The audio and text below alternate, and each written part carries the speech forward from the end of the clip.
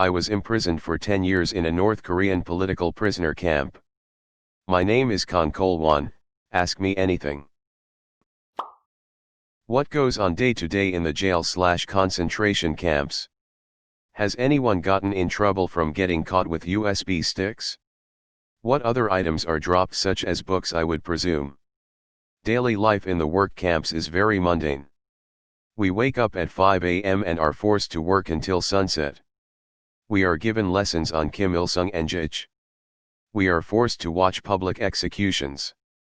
We are physically abused, hit and tortured. I think of it as another form of Auschwitz. These work camps are like products of Nazism, and an abusive government needs elements such as Nazi concentration camps. They just have different ways of killing people. People have almost gotten caught with the USB sticks. Thankfully, they managed to get out before they were caught. However, they cannot go back to North Korea now. But that's about it currently. North Korean citizens often get caught using these USB sticks, but they are released when they give bribes to the police. I believe it would be about $500 maximum in Pyongyang and about $200–300 in other regions. The problem would be if they are caught and they have no money to bribe their way out. Do you miss North Korea despite what you endured? And, is there any misconception about North Korea that you would like to share? I dislike the North Korean government, not the people, so yes, I do miss the people there.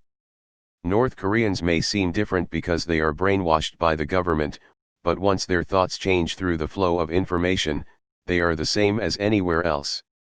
I think it is lamentable that people think of the North Korean government and North Koreans as one entity. North Koreans may seem loyal to the government, but because they fear the government, they cannot speak their minds. For example, Seung-jin Park, the North Korean soccer player during the World Cup, was at the Yoduk political prisoners camp with me, but is now acting as the soccer team coach. However, he must hide the fact that he was at the prisoners camp. To learn more about North Korea, you must know something about the nature of North Korea. This is true even when visiting North Korea. What kept you going? When I was escaping, it was the early stages and there were no set escape routes. It was hard to defect without the help of the South Korean government. I had heard that you could live in places such as Harbin, China. However, I was hopeful that other paths would open. Missionaries came and prayed for us. The heavens helped me and I was able to board a ship that took me from China to South Korea. What is the ultimate end game here? How does the West need to respond to free the North Korean people? The outside world seems to talk about putting pressure on the North Korean government, but I don't think they know exactly what kind of pressure is necessary. Economic pressure is not the only type of pressure. People need to learn what the North Korean government fears the most. What they are doing to keep the government afloat. First, the government wants to prevent defection. They fear that if many people start to defect, a unification similar to the German case will take place. So, they are focused on keeping the border shut. Second, the government wants to prevent North Koreans from having access to outside information. The more North Korean citizens know, the more danger it is for the government. So far, I do not believe we have been targeting either of these. Real pressure on the North Korean government would be to open up the physical border and induce mass defection, or to open up the information barrier and to provide access to outside information. There needs to be a separation of the North Korean citizens from the government. For example, if more North Korean workers work abroad, they are not getting paid by the government and this eliminates their ties to the government. Can you talk more about your efforts to disseminate free media inside North Korea?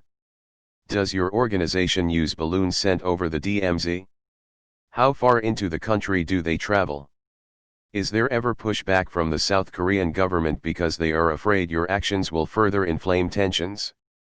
I'm sorry that you have been a victim of the world's greatest ongoing injustice, and I applaud you for fighting back. We don't use balloons. But I do think they play an important role.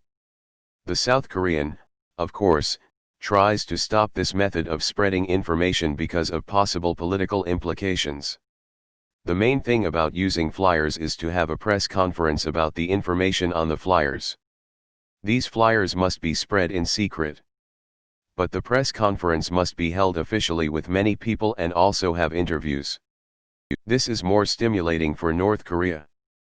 Only the people near the DMZ have access to these flyers, unless the wind takes them further inland.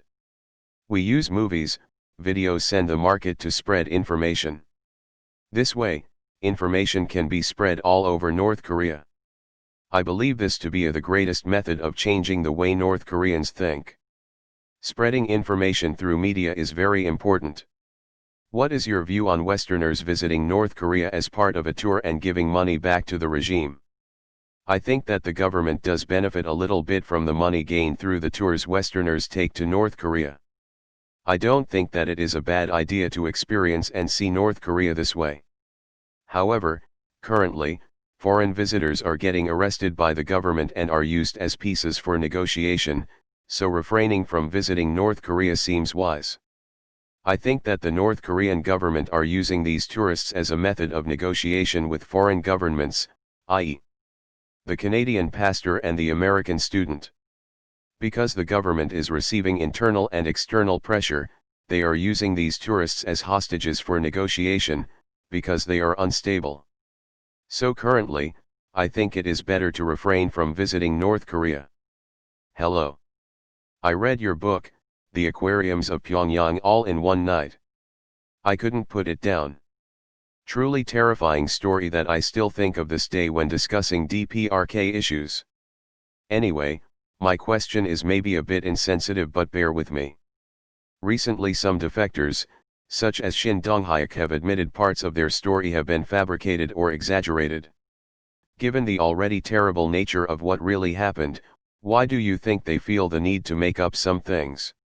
It risks discrediting not only them, but other defectors, and worst of all, casts doubt by some on the brutality of the regime in general. Is exaggerating the truth so common in the DPRK for survival that people don't feel wrongly about doing it? Thank you for reading my book. There are up to 30,000 defectors. When someone provides a story, it must be verified. I heard about Shin Dong-hyuk, but I believe the fault lies with the translator of the book also. It was wrong for Shin Dong-hyuk to not tell the complete truth, but it is also the fault of the reporter that published the story without verification. And also with the publisher that published it without verification. I worked as a journalist once, and I know that you must verify through many channels including the government. It is always risky to skip verification. There are many people who are willing to lie to the world, regardless of nationality. Do you think the North Korean government would ever go after you or others like you? Also curious to see if you are a Christian, and if so, did you become one while in North Korea? Thanks so much. I became a Christian after arriving in South Korea. In August 2015, an axe was delivered to my office with a writing saying that if I don't stop what I am doing, I will be murdered. The police has been investigating this and the investigation is coming to a close. In 2012, an assassin sent from North Korea was caught following me and keeping track of my whereabouts. He is facing trial now. Currently, there is a police protecting me 24/7. Although North Korea is threatening me, I cannot stop what I am doing. I am upset that although I have earned freedom, I am still facing threats. How did you get to your current job, presumably lacking what is considered a proper formal education? There are computers in North Korea now, but were very rare when I was there. English has been very difficult to learn, and I still find it very difficult. South Koreans learn English from an early age, but not in North Korea. I worked at a power company called Hanjun for 3 years. I worked at Chosun Ilbo, a newspaper in South Korea, for 11 years, and I like to think that I have skills in writing. I think I liked my job as a columnist the best. Using my specialized knowledge, I wrote about North Korea internal situations. I wrote breaking news articles by communicating with my friends in North Korea, and I was able to report on situations hard to know from the outside. For example, I was the first to write about the public execution of Park Nam-gil, the ex-Labour Party secretary responsible for financial planning, after the currency reform failed. This article spread worldwide and I felt an ecstasy that columnists feel. Defectors have a hard time adjusting to life here, but I think there are occupations that we can use our unique experiences as an advantage. How did you escape? I'm assuming through China. What was the process of escaping? Did you go to South Korea after the fact? What was the biggest culture shock upon escaping? What happened with the rest of your family? Have you kept up with the current election? Who do you believe would be the best candidate for president? Yes, I escaped through China in 1992. I left in January and entered South Korea in August of 1992. The full story of my escape is very long, but you can find it in my book, Aquariums of Pyongyang, which is available in English. When I was in North Korea, I often listened to the South Korean radio secretly, but South Korea was still very shocking when I arrived. The market economy was the biggest shock. In North Korea, there was only one type of toothbrush available, but here, there were so many and I didn't know which one to choose. Also, women's rights in the two countries are so different. In North Korea, women are often treated harshly, but in South Korea, I saw women smoking, which is unimaginable in the North. Actually, everything was a shock. The fact that I could travel whenever I want was shocking. In North Korea, you need a travel pass to go anywhere, but in South Korea, the freedom of movement is taken for granted. I have a younger sister and uncles in North Korea. I had contact with my sister until 2013, but not currently. I requested a lost person check through the UN, and the North Korean government refused to do so. Have you watched the interview with Seth Rogen and James Franco? If you have, how accurately do you think they portrayed North Korea? Also, did they finally make North Korea funny? Yes. However, I think the humor style in the movie was very Western, and did not hit the Asian humor code. The North Korea portrayed in the movies is a North Korea that the Western world has created. The guy did not look like Kim Jong-un at all, and did not come close to portraying reality in North Korea. So it did not seem like a movie about North Korea. It wasn't very popular here, nor in North Korea. We did send it over. I think that the movie was not worth much, but it received a lot of attention because of the overreacting actions of the North Korean government. Thank you for watching. Be sure to like and subscribe for more content every day.